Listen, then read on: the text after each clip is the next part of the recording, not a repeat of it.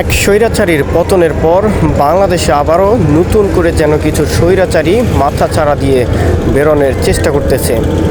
আজকে যে ভিডিওটা আপনাদের সামনে তুলে ধরার চেষ্টা করতেছি সেটি হচ্ছে টাঙ্গাইল জেলার অন্যতম সেরা একটি জায়গা, যমুনা সেতুর উপশাখা ধলেশ্বরী নদী, যেটা সরাসরি গিয়ে বুড়িগঙ্গা নদীর সাথে একত্রিত হয়েছে। আজকে আমি আপনাদের সামনে যে ভিডিওটি দেখাচ্ছি এবং এখানে যে জাহাজটি অর্থাৎ ড্রেজিং করার জন্য যে ড্রেজারটা দেখতে পাচ্ছেন, এটি সরকারি একটি ড্রেজার। আওয়ামী লীগ সরকার থাকাকালীন ঠিক তিনবারের শেষে যে বাজেটটা হয়েছিল সেটাও যেন একের পর এক ব্যর্থতায় রূপ ধারণ করেছিল। একের পর এক এ সকল ড্রেজার থেকে যেন প্রতিদিনই তেল চুরির ঘটনাটা অবিরতই ঘটেছে। ঠিক এটারও ব্যতিক্রম নয় যে এই ড্রেজার থেকে যে স্থানীয় কিছু প্রভাবশালী ব্যক্তিরা রয়েছে তারাও অর্থ লোপাটে ব্যস্ত সময় পার করেছে আওয়ামী লীগ সরকার থাকাকালীন।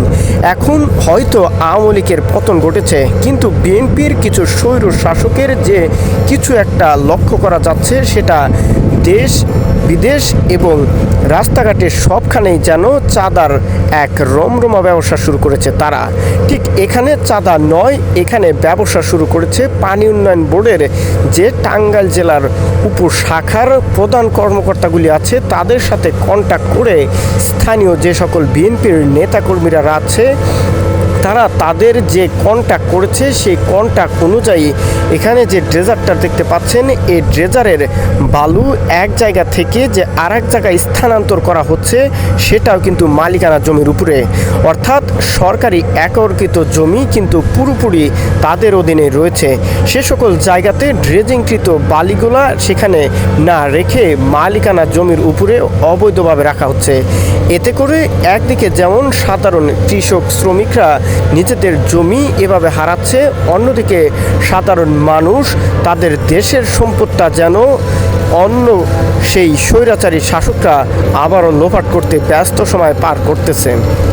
যদিও এখানে বারবারই প্রশাসনের হস্তক্ষেপ দেখা গিয়েছে, কিন্তু বিপরীতে কোনো প্রকার পদক্ষেপ কঠোরভাবে নিতে দেখা যায়নি।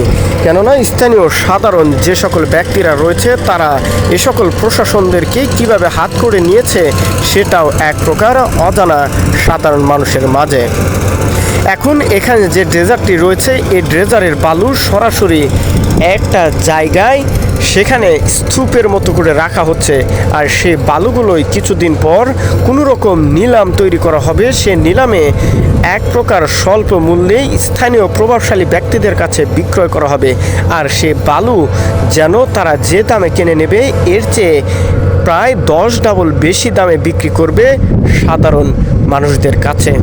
এভাবে প্রতিনিয়ত যে বুড়িগঙ্গা নদীর পুনরুদ্ধার প্রকল্পে ড্রেজিং হচ্ছে প্রায় তৃতীয়বারের মতো, এবার নতুন বাজেটে আবারও কি নতুন করে কোনো সম্ভাবনার পথ দেখতে পাবে নাকি ব্যর্থতায় রূপ লাভ করবে সেটাও যেন অজানা সাধারণ মানুষের কাছে। এখানে স্থানীয় মানুষদের সাথে কথা বলেও আমরা যেটা জানতে পেরেছি, তারা যদি কোনো প্রকার প্রতিবাদ করতে যায় তাহলে স্থানীয় যে সকল শক্তিশালী প্রভাবশালী রাজনৈতিক নেতৃবৃন্দরা রয়েছে তারা তাদেরকে এক প্রকার হুমকি দিয়ে থামিয়ে রাখে।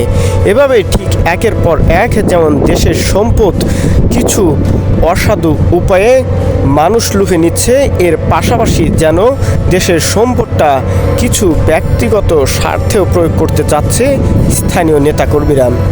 এই ভিডিওটির মাধ্যমে সকলকে সচেতন করতে চাই এবং প্রশাসনের দৃষ্টি আকর্ষণ করতে চাই, স্থানীয় মানুষের যেন সাধারণ জমিগুলো রক্ষা হয় এবং দেশের সম্পদটা যেন সঠিক কাজে লাগানো হয়। সকলে ভালো থাকবেন, সুস্থ থাকবেন, নিজে ভালো থাকবেন, অপরকে সুস্থ রাখার চেষ্টা করবেন।